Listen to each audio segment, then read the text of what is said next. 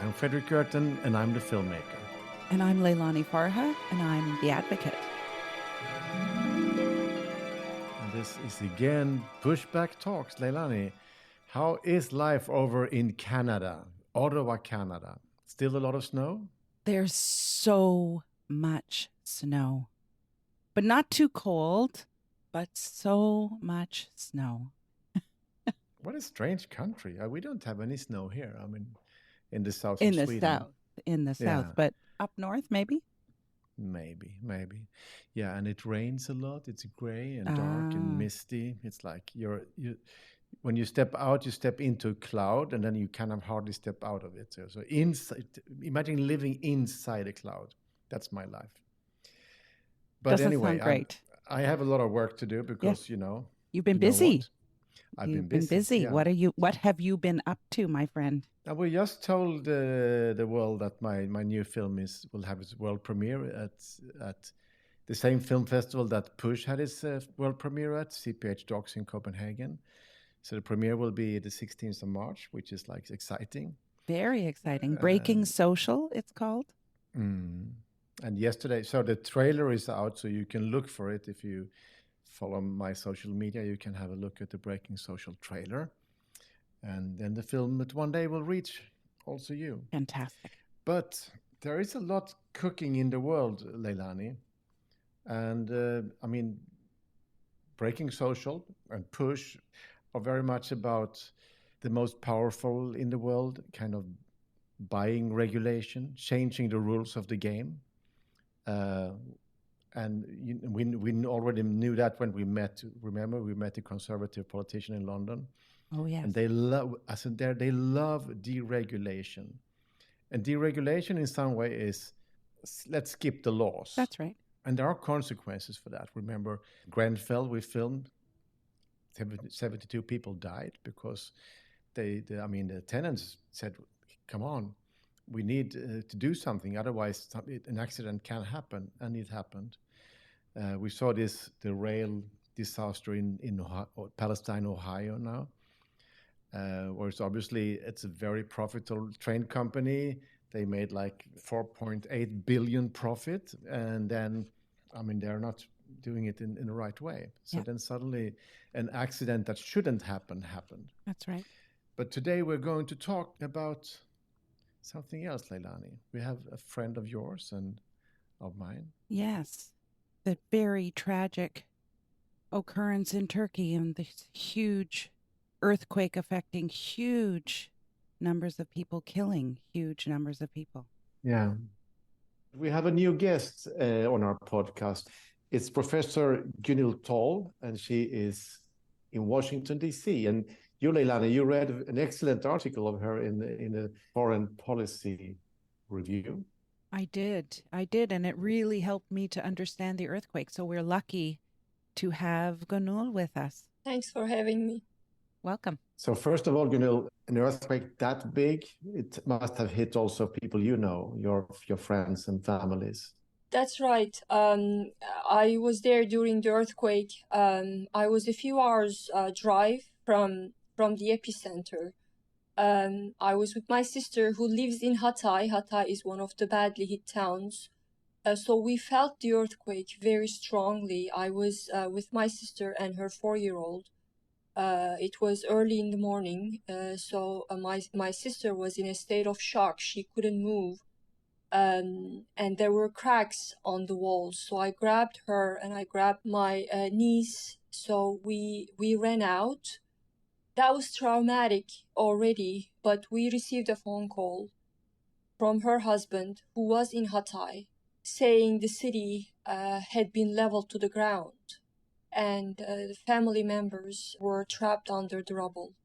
So I didn't know that you were in the middle of this also. And were you involved in trying to rescue people, or? That's right. So we drove to Hatay, and my sister's husband, he had already dug out his father.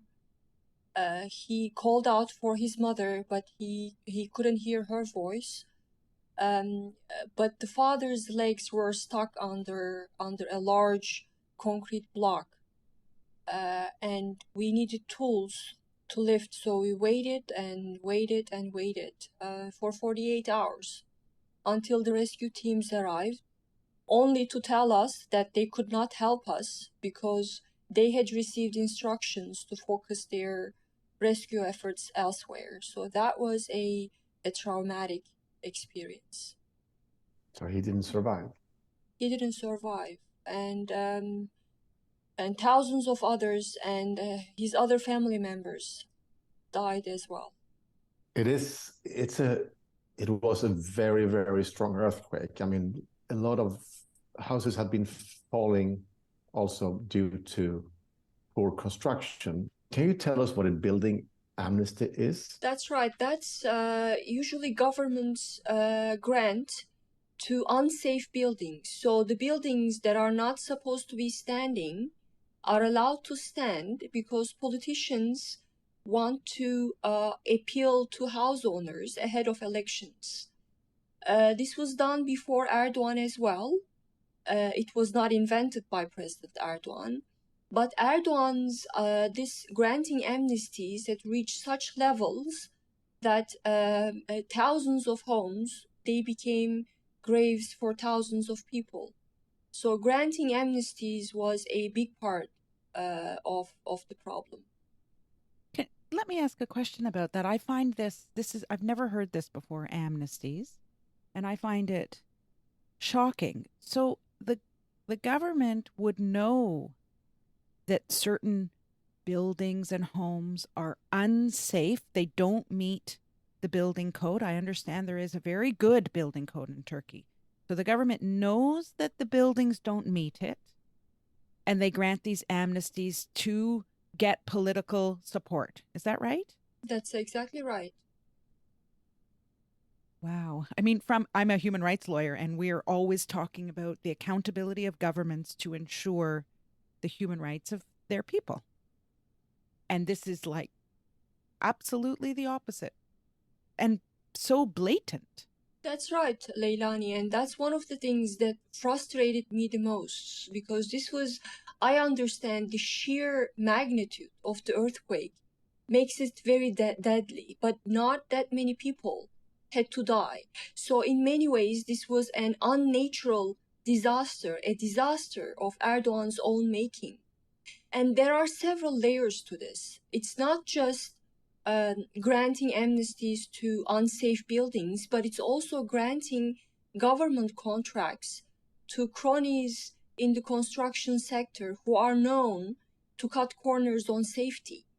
There are so many Erdogan cronies who received these infrastructure projects, and they have built unsafe infrastructure and residence. In Hatay, for instance, where my sister's family lives, the city's, the province's only airport was built by a close Erdogan crony on a fault line. And right after the earthquake, the runway was split into two, making it almost impossible to provide aid to the victims. So that is why I think when we talk about earthquakes, we talk about how deadly they are, but they are deadlier in countries where institutions do not work, where there is widespread corruption, and people who do not have the expertise are placed in key positions. So all those factors, I think, paved the way for the tragedy that we saw just a couple of weeks ago in Turkey. You also wrote a book, Erdogan's War, A Strong Man's Struggle at Home and in Syria. So you've been looking into a lot of the president of Turkey's politics and also the circles around him.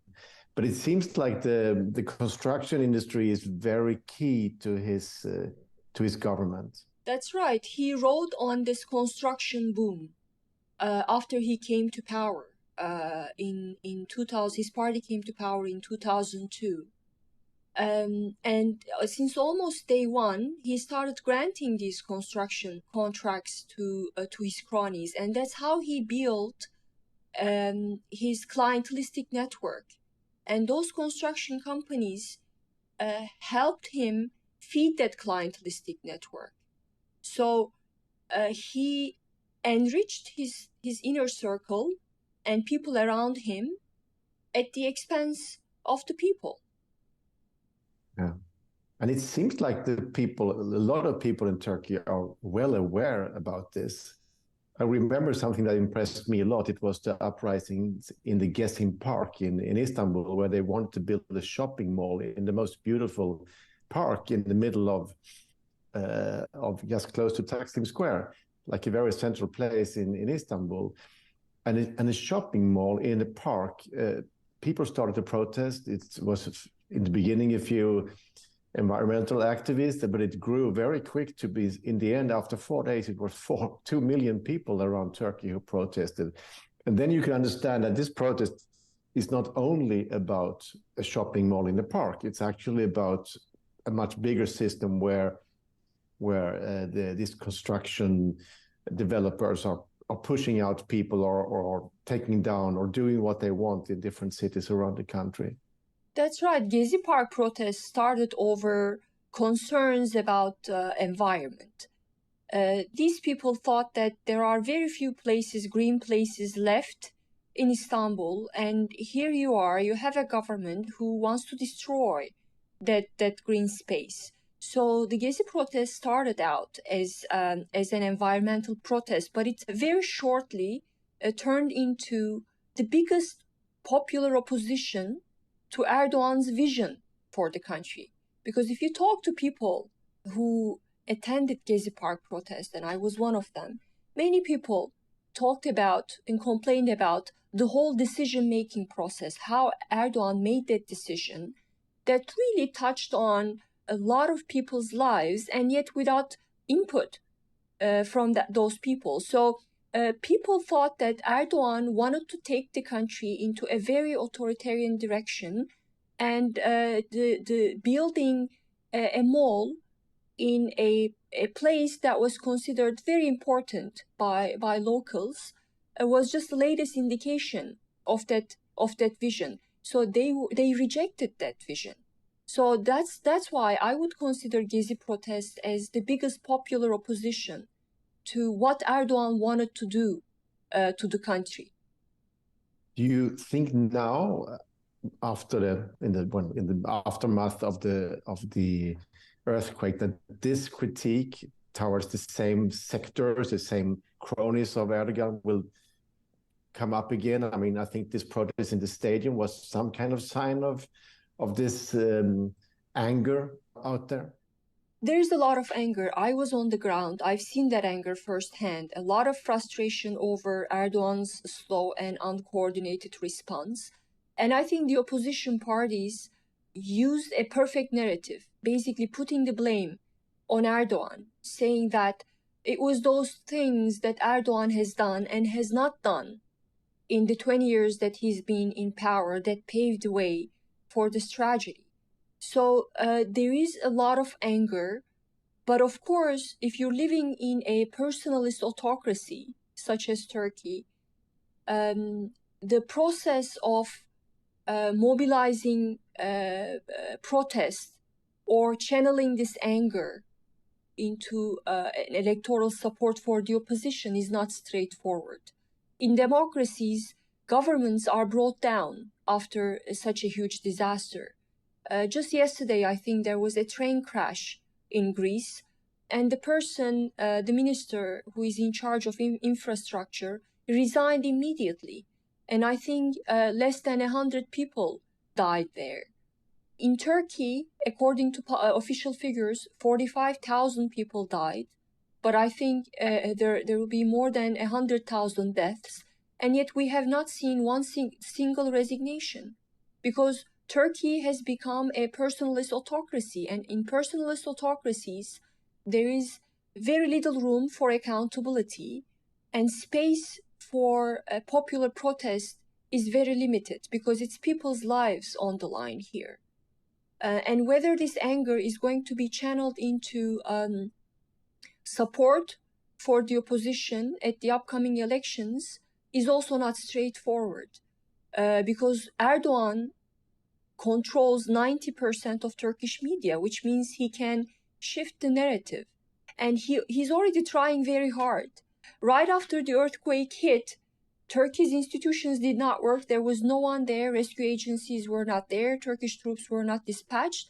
But there was one thing that was working, and that was the presidency's communications directorate, which acted really fast in sharing a large file, a 147-page document, with people working for bureaucratic agencies and also people who are working for Turkish embassies across the world, saying that we have to control the narrative. We have to say that all government agencies were there right after the earthquake hit. So in a country like that, a lot of people are hearing this government narrative. So it's very difficult for the opposition to convince the people that it was the government and Erdogan's centralization of power that led to this disaster. I saw that there was an app coming out now in Turkey where people could register people who were spreading disinformation. So basically an app where you can sell out your friends and neighbors. It's kind of scary to be critical in Turkey. It's definitely, I mean, imagine you're in the midst of this disaster, people are still under the rubble, and many of them are still alive.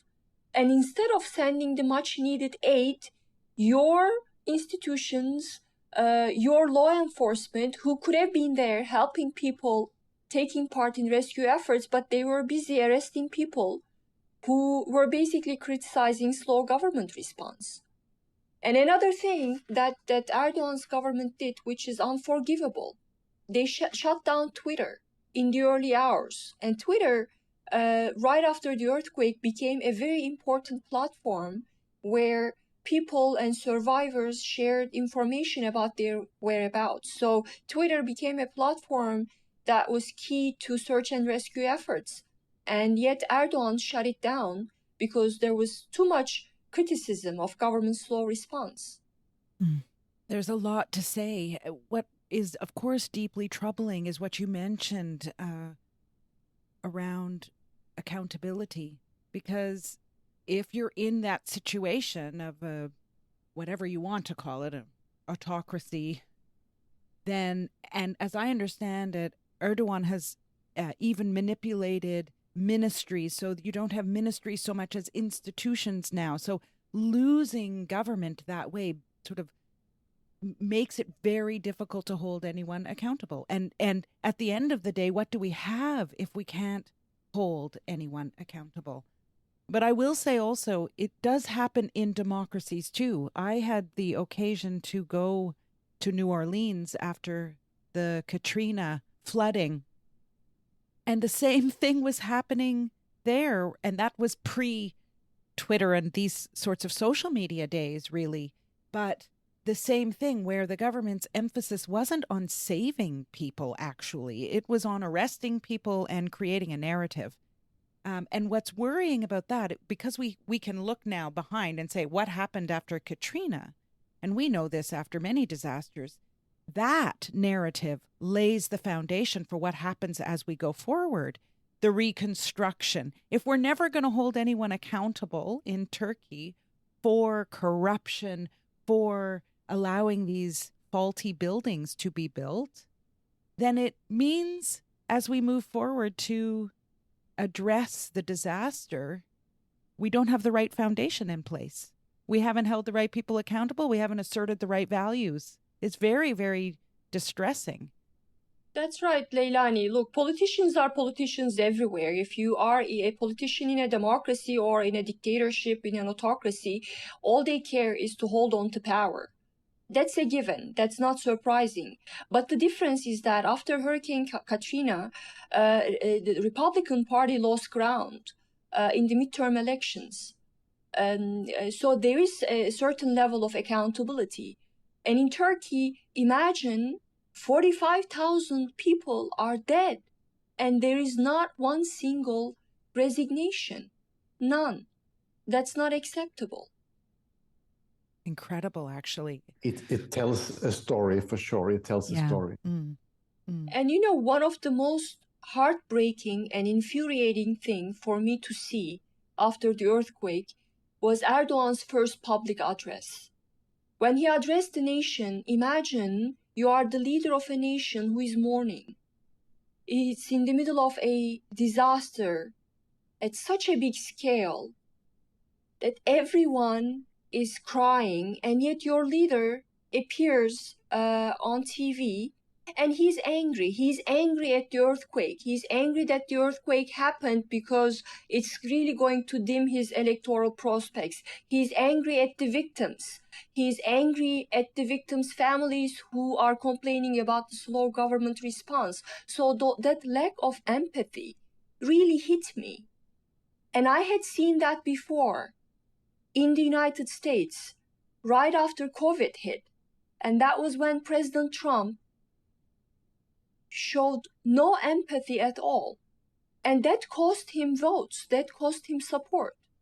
So my only consolation is that it's going to happen to Erdogan, where people will realize that lack of compassion and how his own actions led to this disaster, and he'll pay a political price. Yeah, let's hope so. I mean, I know that in the bigger cities in Turkey, people have been voting not on Erdogan's candidate, so he's not in control in the cities. But I understand that this big area where the earthquake happened is the area where he had most support in the elections. That's right. The 10 provinces that were hit, 7 of them are run by Erdogan's ruling AKP. So this is a big constituency. But of course, going back to the point that it's not going to be straightforward for several reasons. And I think the number one reason is holding elections is going to be logistically very different. Millions of people are homeless right now. Tens of thousands have lost their lives. And those cities, many of them are leveled to the ground. And we are only a few months out from the election. So how are you going to hold elections? It's going to be a logistical nightmare. Yeah. It's back to, we need strong democracies. We need administrations that are responsible. And there is this beautiful story of this one village in Turkey where there was no victims because the mayor was trying to follow the rules. Yeah. So politics makes a difference. Democracy makes a difference. That's exactly right. Strong men come to power promising to get things done. And Erdogan came to power right after that earthquake in 1999, saying that he would provide stability, that he would respond to the country's crises immediately, and that he would get things done. And 20 years after that, we see that he's not keeping that promise, because he undermined the very institutions that are key to get things done. So I think Turkey's earthquake teaches us an important lesson, and that is countries in general, and Turkey in particular, do not need a strong man. We need strong, capable institutions. That's a very good ending of this interview. Professor Gunhild Toll, amazing to have you on our podcast, straight from Washington, D.C., where you are the founding director of the Middle East Institute's Turkey programs. That's right. Yeah. Thanks for having me, and thanks for doing this. Thank you very much. No, thank you very much. After their conversation with Professor Toll, Frederick and Leilani met with Cihan Baysal, a member of Istanbul Urban Defense and an independent researcher, to talk more about the political and economic environment that allowed the construction of so many unsafe buildings, despite billions in tax dollars being designated for earthquake-safe construction. I was in Istanbul in Turkey with Push, and I met a lot of very interesting people. And I mean, also Istanbul has been hit by the earthquakes earlier on, so you could see a lot of buildings. It was almost like a parallel housing market where refugees were living in the harmed houses. Ah. So it was like a lot of Syrians, refugees, and so on. So I got an insight. But the panel, when I showed Push in Istanbul, was led by a long-time housing advocate in Istanbul, Cihan Baysal. And by chance, Cihan is with us. Welcome to Pushback Talks, Cihan. Hi, Frederick. Hi, Leilani. Hi. I'm very happy to be in the program. Yes, 45,000 dead in a horrible, extremely huge earthquake. And you said before that the numbers might end even much higher. Yeah, unfortunately, yes. And I guess when it's such a big earthquake, there's also a lot of friends and families lost. Almost every Turkish family would have lost some they know. Yes. Even from the cities away from the region, there are friends, there are scholars we have lost, unfortunately. And even, even if we don't know anybody there, still the pain is inside us. Yeah. When I saw the images coming out, it struck me something that I saw when I was as a reporter many years ago in Mexico after the big earthquake in Mexico in the 85. I was there after, and I made a lot of stories about the earthquake, and it was clear that an old house could be stable there and then a new build could be falling down. And I interviewed a lot of engineers, and I understood that the iron in the house, that if you bribe the right person, you could build a house with weaker protection or weaker steels. You could save a lot of money by skipping the rules. Yeah.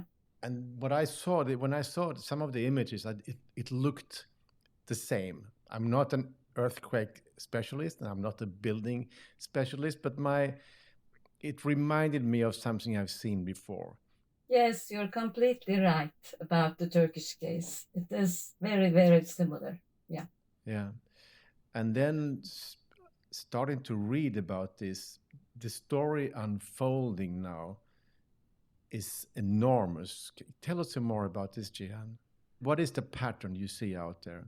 Well, the pattern, of course, starts with Turkey going into the neoliberal era and neoliberalism and deregulation. That's where it started, I guess, back in the 80s. And then we started seeing construction amnesties, one after the other, and 8 of which were enacted in the AKP era, the government party, current governing party now. But, looking back and just reflecting on these construction amnesties, which were usually for popular reasons, for gaining votes from the populations. And then coming to the earthquake and analyzing what has happened, what struck us, most of us, was that what we mourned back in 2018, when a new construction amnesty regulation was enacted by the AKP then, just before the general and presidential elections, that under the name of peace reconstruction, that was quite different. So Leilani, you've seen this. You've been following Turkey over many years. I mean, you've been following a lot of countries over many years, but you see here a country with a growing economy, a lot of people moving into these factories, building spontaneously, and then the government says, "Okay, you can stay on. It's now your land." So this is kind of normal, but it comes with some risks, I guess. Yeah, I mean, there is a way in which it's considered progressive and good policy for a government to see informal settlements springing up. People create informal settlements because they need a place to live close to where they're working. That's always how it happens. And when a government says, okay, you stay, you can regularize your land and remain, that's generally, from a human rights point of view, considered a good thing. But of course, there are these risks. And this idea of using housing for economic growth and economic stabilization, that is a global pattern with very bad repercussions, because at first it might seem okay. Oh, I'm one person, a family, let's say, and I'm renting a room or an extra room, and it gives me a little extra income. It's almost the Airbnb model, yeah? and we're like, okay, that's okay. But you see how it then evolves as a policy that becomes the commodification of housing, and ultimately financialization of housing, and ultimately corruption in housing. And that's the real worry in Turkey, right? Which is, I think, what we're confronted with now with the earthquake, right? That it ballooned into something quite nefarious, quite negative, obviously. Because now it's 25,000 buildings that have gone down. It's including historical heritage cities, so it's not only new built, of course. It's a very heavy earthquake, so of course it has its own powers, of course. But I mean, in many countries, you're trying to build houses so the houses could survive an earthquake. But here we could see houses built in 2013, 2014, big apartment blocks just going being sandwiched down in a horrible way. And that's obviously something that shouldn't happen. Exactly. And I mean, I think Jeanne was saying that on paper there were these laws, and I think there became more and more laws around how a building should be constructed and what's required. And there were even taxes that you had to pay. $3 billion in taxes were raised toward creating buildings that are earthquake safe, supposedly. I don't know, Jeanne, if you can comment on that, but... Yes, there were the earthquake taxes. And when we actually asked what happened to these taxes about 5-6 years ago, I can't remember it now, the minister of the time, he was I don't know what ministry, not housing ministry, but Mehmet Şimşek, I think economic affairs. And he said very proudly that they used it for building autoroutes. Can you just imagine it? Just that taxes were used for building autoroutes. Highways. Yes. They're building highways for the money. Yeah. So the earthquake tax went to buy highways. Okay. Yeah. Sounds like they put them on a wrong place. But these amnesties that you were talking about, they extended well into the recent era, where, as I understand it, where people were being allowed to just build, even though they were in this zone that is known to be an earthquake zone. They were allowed to just build what they wanted without these regulations. It sounded to me like a kind of what we call in English cronyism, or a kind of like, it's deep corruption in real estate, right? Where politicians say, oh, yes, okay, just we'll turn a blind eye, you just build, it's no problem. And there's some kind of favors being passed between people. But I don't know. I mean, I'm reading this from the outside. I was reading that the constructors, they need a building inspection. Somebody had to inspect it. But then the inspections were somebody made just by a photo sent to someone. And it's also the privatized market where the state has like backed down. So the building companies also own their own inspection companies. Yes. Yeah. This sounds totally hilarious. Yes. Or criminal. Actually, building supervision and inspection bylaw was enacted after 1999 earthquake, and it was good. I was just referring to it. And but then what AKP did was during its era, it got the public buildings out of the supervision. So public buildings such as hospitals, such as municipalities, which we have seen during this earthquake demolished in rubbles, have been taken out of the context of this building in supervision and inspection. So they don't And even what is inspect more- their own buildings, you mean? It was just taken out. They do. I mean, they inspect their own buildings, but it was taken out of this inspection supervision law, where you said it was actually privatized because private firms started inspecting it up to 2019. Before, in the original bylaw, it was the municipalities and the chambers that did the inspection. Then AKP changed it, privatizing it and turning it to the hands of private firms, which were actually firms of the developers, turned out to be good. So it's the system worked like this. I mean, you build it and you also inspect it yourself. You know, this is the evil of the system. So it is the developer's own firm that does the inspection. But then I think seeing the danger in this, in 2019, the system was changed and there was a pool system. So selection was random. But still, there was no supervision in inspection. I mean, we have heard about, for example, certificates and diplomas rented by the firms. Young engineers who need money, rent their diplomas to the firms. They do not go to the inspection. Somebody else does it with their, or doesn't do it at all. So that's the extreme of deregulation.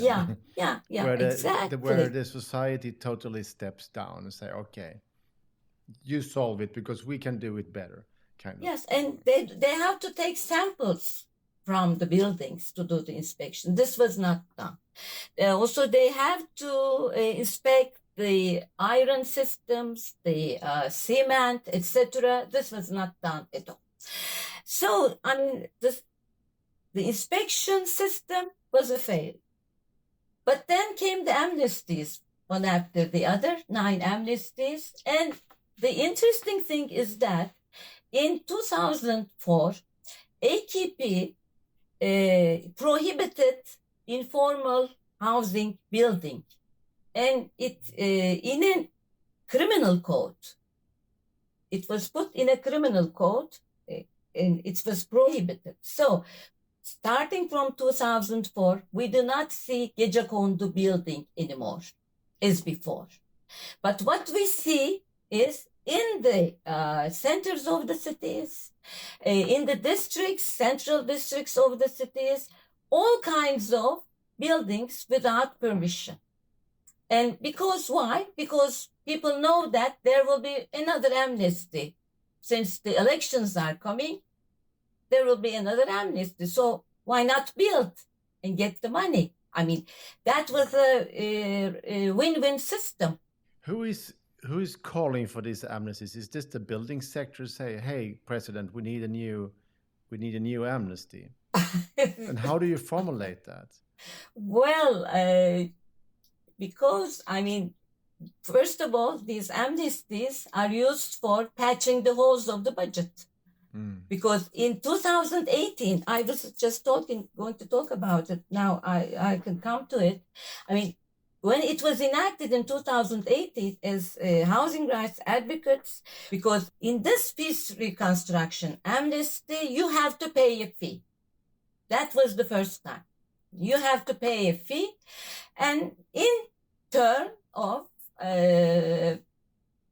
listing unlicensed parts of your building, or if your building is unlicensed at all, you just list the failures, and then the authority makes some budget, and you just pay 3% of it, and then you're free.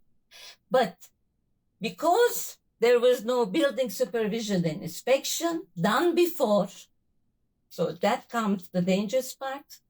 Nobody knew, I mean, what will happen when the earthquake hits these buildings. And the area that is hit is like, it's bigger than Denmark. It's a very, very big area. Yes. And what will happen to Istanbul? I mean, looking back. If it happens in Istanbul, you were out of it this time.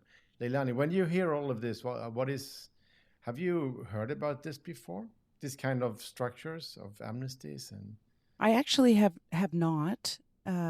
Certainly the corruption, the pressure on government, and the symbiotic relationship between government and developers and construction industry. We hear about this all the time.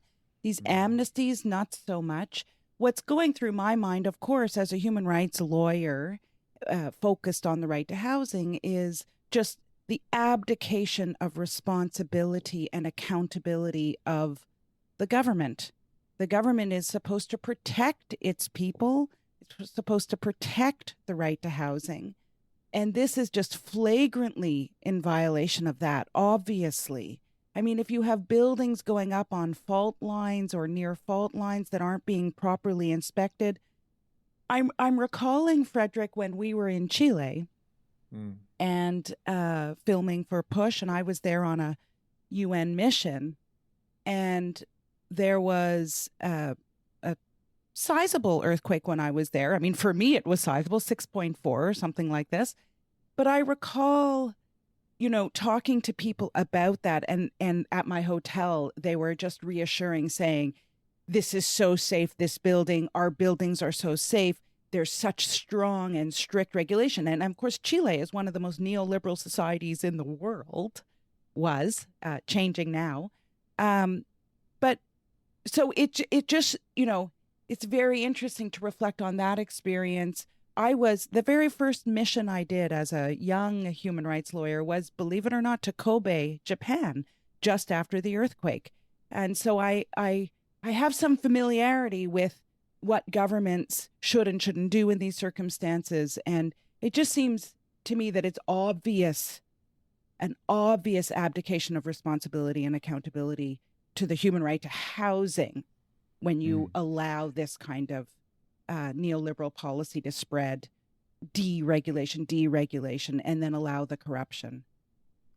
One thing that comes to my mind is, or also as a question, is that it seems like the construction industry, the developers, have very strong political relations. They have a good grip of the political system. One of the big stories from Turkey over the last year is the Gezi Park uprisings in 2013, where they wanted to build a shopping mall in a beautiful park in the middle of Istanbul. And over like 4 days, it sparked from a young group of environmental activists to like 2 million people in the street and all over Turkey. So obviously, people in Turkey know that the developers they have their own rules, or they can bend the rules. They can make the government do what they want, even building in a historical park in the most beautiful city in the world. So it seems like this pattern is like reflected again. The same forces that wanted to buy the shopping mall in this park are now out there with a lot of buildings that have just been falling on top of people. What do you say, Gian? Is that the story? Yeah, that's the story, but not all the developers, pro-AKP developers, or maybe we should say Erdogan's close circle. We know who they are. I mean, and going back to 1999 earthquake, for example, when I talked about the bylaws enacted, then one was the venues for emergency tent areas in Istanbul, for example. And at the time, there were 480 venues reserved for emergency tent areas in case an earthquake happens in Istanbul. And you know what the number is now? No, tell us. Well, in 2016, as Urban Moments, we just researched this. In 2016, it was 77. And now it's probably much, much less. Wow. And what happened to all these public spaces? They were given to AKP's developers for constructing malls, for constructing residences, plazas, whatever comes to your mind. Yeah. So, and that's it. The sad thing in Istanbul, because if you haven't been there, it's a very beautiful city. But you can also see that, the old fish market is now changed into a cruiser harbor with like a very ugly commercial investment. You can see that that stuff is coming in on top of what people would like to see in their city, and it's like this kind of system of favors and corruption that is kind of changing the city in some way. It's a bit scary. And it's again, it's a global pattern, isn't it, Leilani? Yeah, one of the things I read, I read an interview with a academic. Actually, I believe she's in Stockholm, in the New Yorker, Jenny White, and she's been studying Turkey, and that's her area. You probably know her. Yeah. And she was saying that, I can't remember when it was, but at some point, and Jan, you can tell us, there was a change in the actual governmental structures in Turkey where you went from a parliamentary democracy to a president democracy. And it's more than just the centralization of power. She's saying that if you were to look at a kind of map of the way governance looks in Turkey, you would see Erdogan in the center and everyone around him, and that he had just used his long-standing power to consolidate power and create circles of people responsible to him all around him. And I found that very interesting because it suggests that what happened with the earthquake is much deeper than even just corruption and neoliberalism and deregulation, right?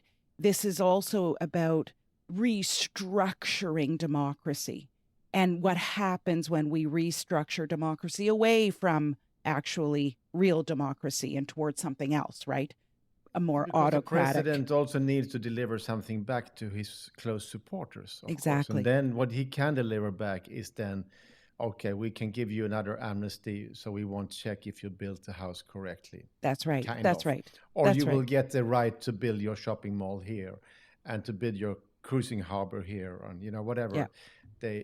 It's happening. I mean, this is something we see in many countries. This kind of the corrupted relation between the developers and politics. It's nothing unique for Turkey. No, it's happening everywhere. So because the cities have the planning right, and it's a traded goods. It's good that can be traded, and that's why we need a strong political system to defend. Because in the end, this land belongs to the people, not to the president's little own group of friends. Can I just bring in one thing we haven't talked about, which is, okay, so all of this leads to a complete disaster when an earthquake hits and so many deaths. But part of the deaths, as I understand it, is also related to a failure in rescue and recovery immediately after the earthquake hit. Mm-hmm. And I know there are a lot of reasons for that, including a failure by the international community, the UN in particular. The US took a long time to get into Syria, for example, to allow the sanctions to be dropped, etc. But the death toll can also be related to, again, this corruption, this system that's been governance system that's been put in place in Turkey. So I don't know if you can comment on that. I read terrible stories of individuals having to do rescue and recovery of their own families. Yes, exactly. I mean, now going back to Jenny White again, it is the system, because Turkey has never had a real democracy. More or less a parliamentary system, but the democracy worked more or less. But now this is not the presidential system. Actually, this is a one-man rule. The autocrat decides everything. When one person decides everything, what happens is that every other institution, every other one who is responsible for whatever becomes slow, becomes awkward, cannot move a finger. So that is what happened with the Disaster and Emergency Management Presidency, AFAD. AFAD just could not intervene on time. because there are allegations that they waited for Erdogan to accept them to go to the area, and also the military. I mean, Turkish military is well organized. It did quite a well job in 1999 earthquake. So the military was sent after 4 days or something like that. So the military was also too late. And another thing is that, of course, when there is the one man who decides on who to be the minister, who to be the president of the such institution, such organization, etc., then there is no merit system. There is unqualified persons. I mean, persons who have actually no knowledge, no education about the job they are doing, hold the places, such as the disaster and emergency management president, AFAD. He is from religious affairs department, something like that. Yeah, he was a theologian, I think. Yeah. And what is he doing there? That's a very good question for the Turkish people to ask. So you were supposed to have elections now in May in Turkey. And we know that already in the big cities, all the big cities, the opposition is in government. So he's under pressure, the president, to stay in power. Will this earthquake be good for him or bad for him in the case of winning the elections?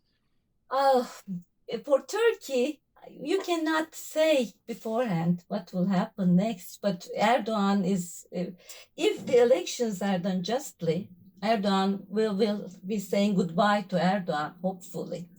And talking about the elections, there is one point I would like to make. Just if this earthquake hadn't happened, there was another construction amnesty coming out.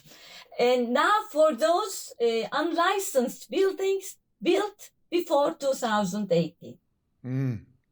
I mean, before built, I mean, the former one was those built before 2018. Now this one, I think, would be those between 2018 and 2023. So that will not happen. 2023. Yeah, but that was waiting in the parliament. It's a very strange system.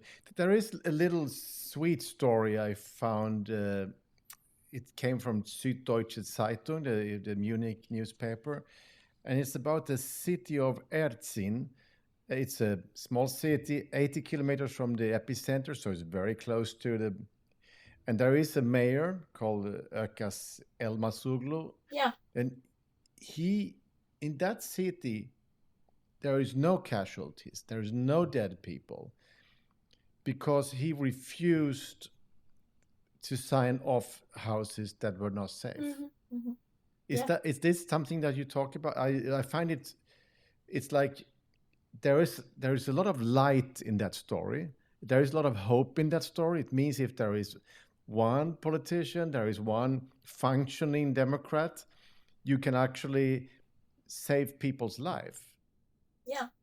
That was, again, the same. We had the same story in the 1999 earthquake as well. District Tavşanlı, I guess, of Kocaeli was similar. Yeah. If you have an honest mayor, if you have an honest bureaucrat, then you have hope. So what we need on the planet are honest politicians and honest city governments that are there to protect people, not to make money out of signing off things. Because it's when I listen to you, I understand that this is criminal, and it's also If we're talking about 45,000 dead officially, you said it might be up to 200,000 one day. Yeah. We don't know. It's huge, Leilani. Yeah. Yes. I mean, honesty indeed. But from my perspective, it's like, okay, you don't want to be honest. Just abide by universally agreed upon human rights. And we know that if you don't build a building that can withstand an earthquake, then you are going to see violations of people's human rights. So, I mean, I don't want to rest it on honesty, because I don't want to my No, hope. but I I don't mean, put my hope in honesty, not no, but I not in mean, politics. in building a house, you can make a lot of mistakes, and it's very Sure. human to make mistakes. And a very heavy earthquake can also take down The a best well-built built. building, I guess. But still, if you're a government, or if you're a city government in a country where the earthquakes are happening, and then you let people build houses where the materials are too weak, or because you save a lot of money. Steel is very expensive. Mhm. Steel and cement is expensive, so you Mhm. save a lot of money by making them thinner, and Mhm. but then you will have Risk lives. a sandwiched building. You know what it means? It Yes. means that it's like they just packed together, and Yeah. I've seen it. I've seen it in Mexico. And then you see the house beside standing there proud, shaken, but still there. Yeah. Also, I mean, when you think about this from the point of view of the planet, it is so bad for the planet, for the earth, right? Construction itself is bad. It represents, 40% of emissions. To then see all these buildings as rubble, and then to have to rebuild, again, bad for the planet. I mean, it's, yeah. And now we face another very, very important problem, as we will see new cities of Erdogan rising from this area. And this is disaster capitalism, actually. The pro-AKP constructors and developers will be profiting, and people will have no participatory, people never participate in the urban transformation projects, and they will just exempt people from these projects as well. They will build as they would like to, violating the cultural and daily life, all kinds of practices. I wonder if you have seen the mass housing administration, that is the Turkiye buildings. We call them human silos. And they will erect them, and these are just housing sites under supervision, controlled, disciplined, and it's very, very now good for Erdogan. Yeah, President Erdogan. That's the kind of city he would like to. That he will rebuild.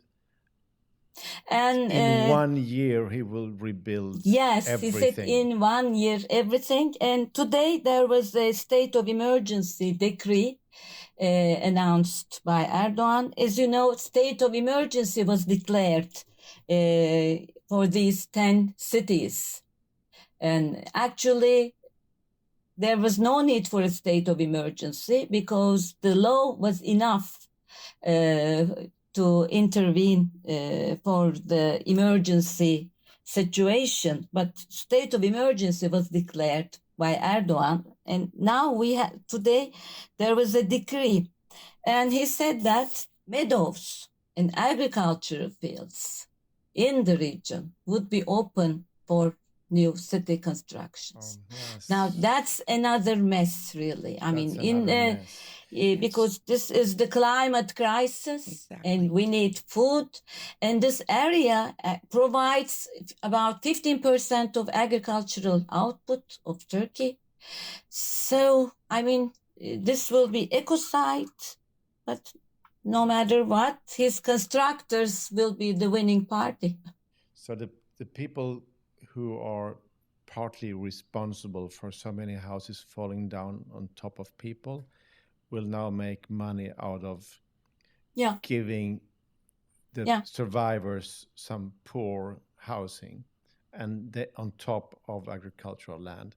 Yeah. This is, Leilani, I think we have to follow up on Turkey later on, because this is something we should keep talking about.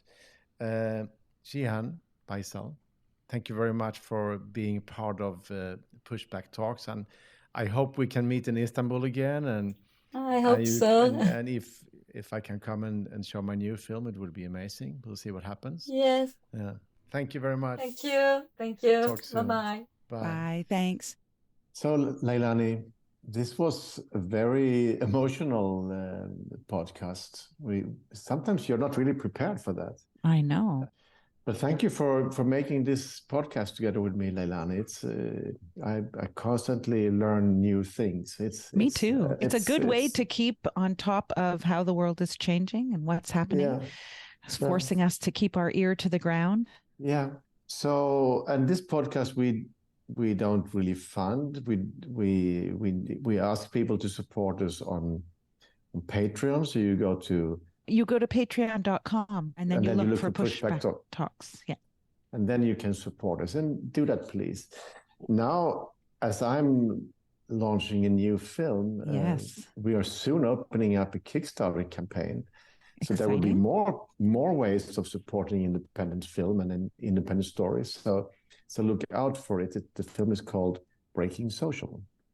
And so you can also find the webpage breakingsocialfilm.com, and have a look at the trailer. Great trailer. And next episode, you, Leilani, you will get to preview the film, and then you will ask me questions about the film. I'm going to turn the tables and interview you.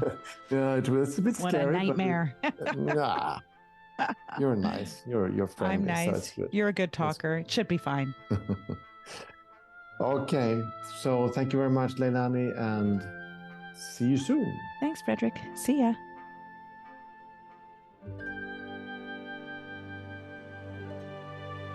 Pushback Talks is produced by WG Film. To support the podcast, become a patron by going to patreon.com/pushbacktalks. Follow us on social media at make_the_shift and at push_the_film. Or check out our websites, maketheshift.org, pushthefilm.com, or breakingsocialfilm.com.